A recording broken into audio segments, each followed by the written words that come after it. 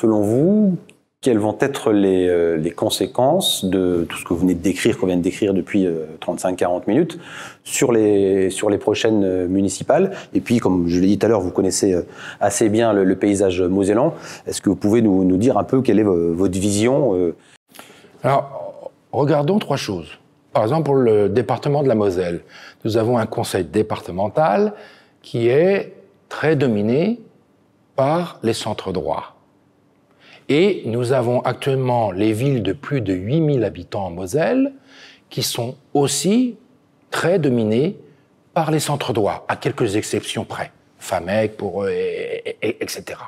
Donc, à première vue, c'est les centres droits qui sont à la fois en position de force, mais qui peuvent aussi être amenés à éventuellement plus souffrir d'élections municipales, parce que peut-être dans certaines communes, il y a la volonté de changement, il y a l'usure d'équipes municipales, cela joue dans toute municipalité. Donc déjà, premier point.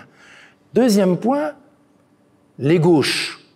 Les dynamiques des gauches en Moselle, et dans le département d'à côté de la Meurthe-et-Moselle, se centrent à Metz, dans l'agglomération messine. Et on l'a bien vu aux dernières élections législatives, malgré qu'il n'y a plus de députés officiellement du bloc des gauches en Moselle, il y a eu des dynamiques électorales dans l'agglomération messine, dans certaines circonscriptions, au bénéfice des gauches. Est-ce que les gauches vont être capables de transformer cette dynamique, cet électorat qui se remobilise, ou un nouvel électorat, en nouvelle victoire à Metz ou dans certaines communes autour dans la métropole, en fin de compte, dans la métropole. Ça, c'est le deuxième. Puis le troisième enjeu pour les municipales, puisque le RN a eu une dynamique électorale forte aux législatives, et il aurait presque même pu emporter la circonscription de Phalsbourg. Vous avez remarqué d'ailleurs que le député n'a pas voté la confiance du gouvernement Bayrou, parce qu'il sait que sa circonscription est très RN, du moins il y a une forte RN.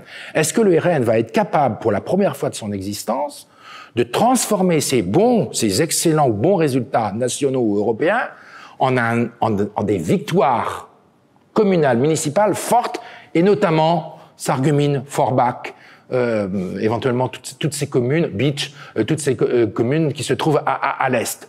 Bien sûr, il y a Yange, mais c'était l'exception qui confirmait la règle. Donc chacun des blocs a donc ou Amnéville, puisqu'il ça pourrait être. Il avait fait plus de 50%, je crois, aux élections européennes à Amnéville.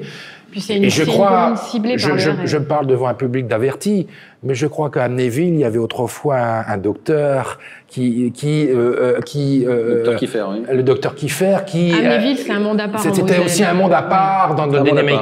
Oui. Mais je ne pourrais pas vous dire que le RN va gagner Amnéville, etc.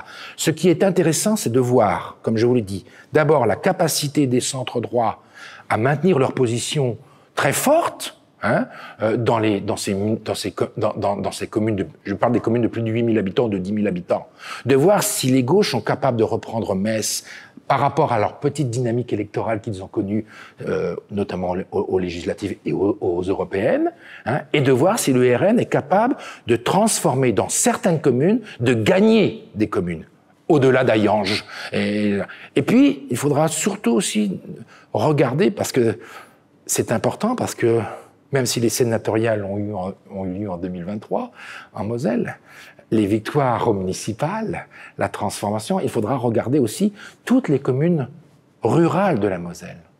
Elles sont nombreuses encore. Il y a beaucoup de petites communes encore dans certaines parties de la Moselle. Qui sortira Et là, c'est très difficile de savoir les proximités partisanes des maires dans une perspective d'élection sénatoriale dans X années. Donc c'est un enjeu qu'il ne faut pas négliger aussi en Moselle.